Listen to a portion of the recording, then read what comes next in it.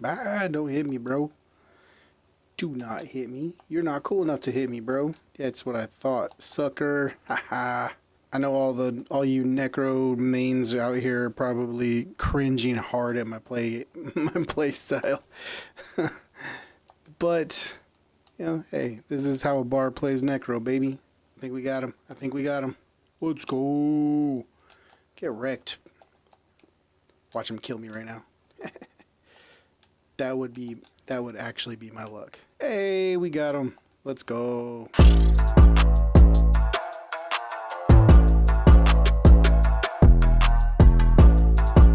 What up, y'all? It's your boy JKG. We're back here, and we're not on my Barb. So everything that I've put out here for you guys so far has been Barb related. This is actually going to be a brand new Necro alternate account. I'm sorry, our alternate character.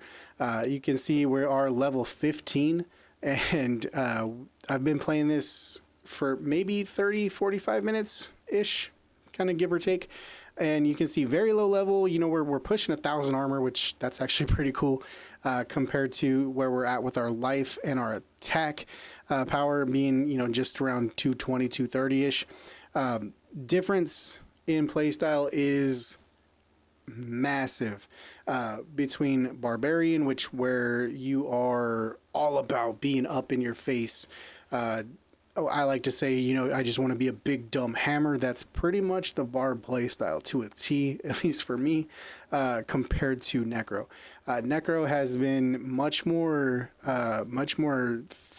thinking about it, which makes sense. It is an intelligence-based class, and then this is something that I don't know if anybody's touched on for a new player specifically.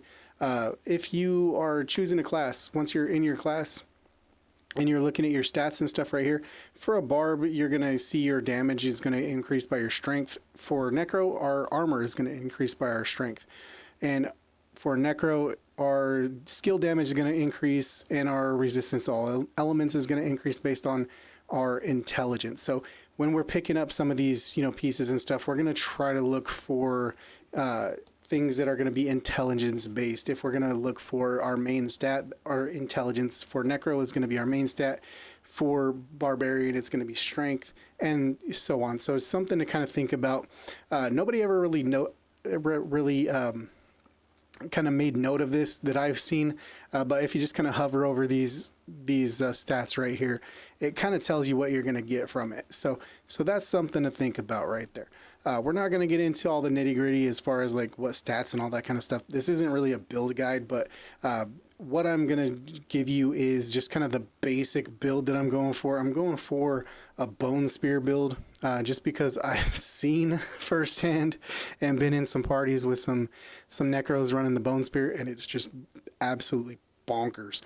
So to get there, basically, I'm just putting the minimum into bone splinters to get to our core skill, maxing out our bone spear, coming over to the paranormal bone spear. That way we get the additional 2 bone spears. It goes out in 1, comes back in 3, and with the paranormal bone spear, if you crit on that one going through, it's going to come back as 5. So basically, you're going to try to kite around and test your range on the big boys. And then my buddy Chosen has a really good video breaking down like the tactic for it. But basically, you try to get everything all grouped up as you can in one area. So your spear is coming through, it's going to crit, and then as it's coming back, it's basically doing its turn right here. So all 5 of those are going to come back and hit everything. So you're maximizing your efficiency on your damage. It doesn't always work out that way in practice. I am not an expert on the Necro by no stretch of the imagination. So by all means, Necro mains, if you have any tips, if you have any tricks for just the playstyle and stuff in general, by all means, comment below what you want to see there. That's basically where we're at there. That's the main portion of the build. I know we're going to use Blood Mist at some point when I get to a point where I am kind of struggling and I'm taking a lot of damage. I'm probably going to put Blood Mist on there. I'm trying to avoid it for now. But I know Blood Mist is kind of the cheat death type of an ability to get us out of trouble. So I'm gonna wait for that one for now. Taking Unliving Energy, that way we can just maximize our essence. Imperfectly balanced, so we're gonna get more damage out of our bone spears for our core skill. Using Corpse Explosion because we're gonna be using we're gonna be killing a bunch of stuff, and might as well use those corpses that we're creating for more damage. And so we're taking the Blighted Corpse Explosion as well because that blight does a ton of damage as we go, and it's passive damage, so once it's there, it's just knocking stuff out as it's just sitting there. So that's a good way to go there. We're gonna get Grim Harvest so we get more essence out of our corpses. I'm gonna play around with Decrepify for a little while so we can get that curse on the ground and take less damage. And then with Amplify Damage, we're going to do more damage to stuff that's in that cursed area. Hopefully that can work for the bosses and stuff, make the boss fights go a little bit quicker. And then I have some stuff into Death's Reach so we can have more damage to ranged stuff as Bone Spear because we're going to be far away. Hopefully we're going to be far away from our enemies. We're going to be able to hopefully get a little bit more damage. You can see that's pretty much where we're at as far as that goes.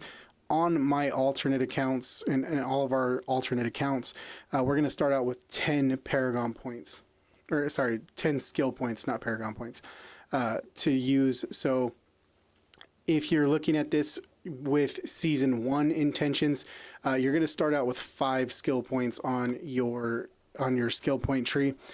So really just kind of think about, how you're going to go about using those first 5 skill points with an alternate account. If you skip the campaign, you're going to start it right out with 10. So you can kind of get a jump on that as far as just making a regular alternate character, which is what I'm doing here just to kind of play around. This isn't anything for,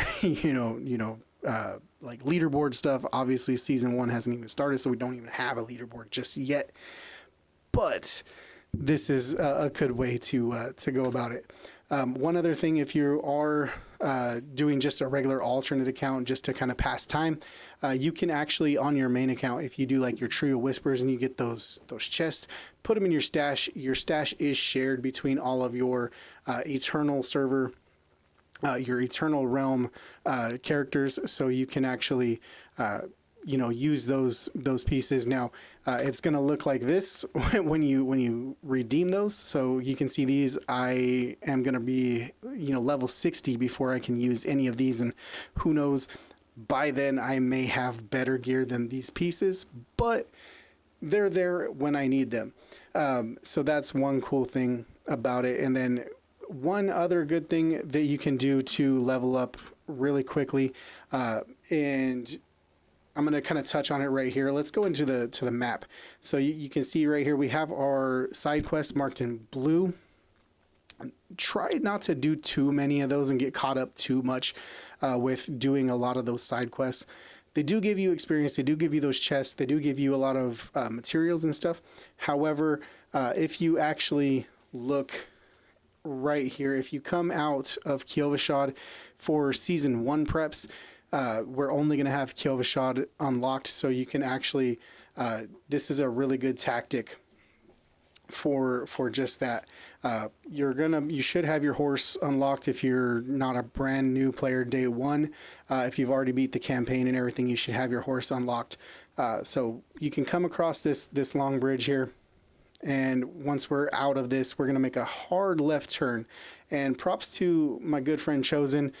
He goes into more detail on this, but basically you just kind of hug the left here, come up and go on this left hand side. We're going to hop off of our horse here so we can hopefully work through that cooldown because unfortunately the horse does have the cooldown. By the time we get up here, let's hop back on our horse, and we're going to kind of beeline over here to the which one is this called?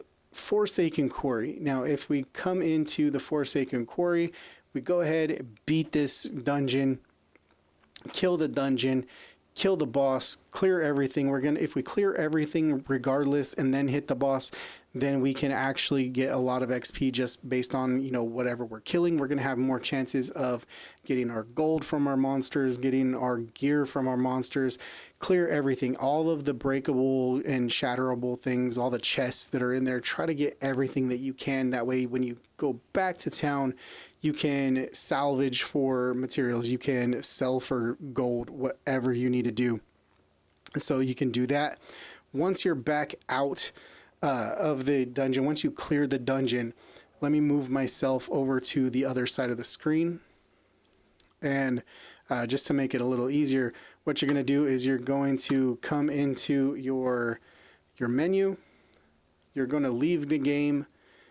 You're going to full on leave the game, come back in on your account here, start game. I am doing World Tier 1 on this account, on this Necro, on this alternate, just because the speed of which you're going to kill stuff in World Tier 1 is going to be a little bit easier and a little bit quicker. It's not like a ton difference. So if you feel like doing World Tier 2 and you don't have any trouble with the mobs in World Tier 2, by all means, just go ahead and do World Tier 2. However, if you're a solo player and you are feeling like you're a little squishier than what you may have, wanted to be, before, having a little trouble, whatever you may be, go ahead and do World Tier 1. You're going to kill stuff a little faster. You're not going to die quite as much. You're not going to take as much damage. So it's going to be a bit of a wash for you. But you come back in and the dungeon will be reset. So that's one good thing to do for you there. If you don't want to just do one dungeon over and over and over and over again, on an alternate account, we're not going to have this available in season 1 to my knowledge, but if you're just doing an alternate account for fun and stuff like that, or just to try a new class, you can come to like one of these other waypoints, like this one here in Margrave. We have 2 dungeons in really close vicinity to the waypoint. So you could do this one, get this one done, portal over to Margrave, do these 2, and then reset, and then you have like a little cycle. If you're a solo player, that's a really fun way to do it. You can kind of break up the time. It's not as monotonous as just doing one over and over and over. You can kind of do that. You can always look out for hell tides. When the hell tides come up, for sure, do your grim favors. So hopefully you can get hopefully one of the dungeons that you're doing, or one of these other ones, like you can kind of see right here. Kielvashad and Margrave are pretty close to this one here, Tormented Ruins. You could always ride your horse over there, drop a waypoint, ride your horse, and make it over there. Hit one of those. Do your grim favors, get your chest from the Tree of Whispers, and be on your way. Get all that extra XP, all that extra loot, which is going to help, build your character out a little bit quicker. But you can kind of see I went from 0 to 15 in about 30 minutes, just cruising, not even really trying to level up quickly. To be completely honest, I'm very much a noob at just the play style of the Necro. So definitely something that I definitely need practice at. I'm not fast at killing mobs with the Necro yet, or anything like that, but you can kind of see we're using that blight, we're using our curse to try to do as much as we can. Try to stay away from these guys as best I can, but you can kind of see that's kind of the thought process as far as how we go.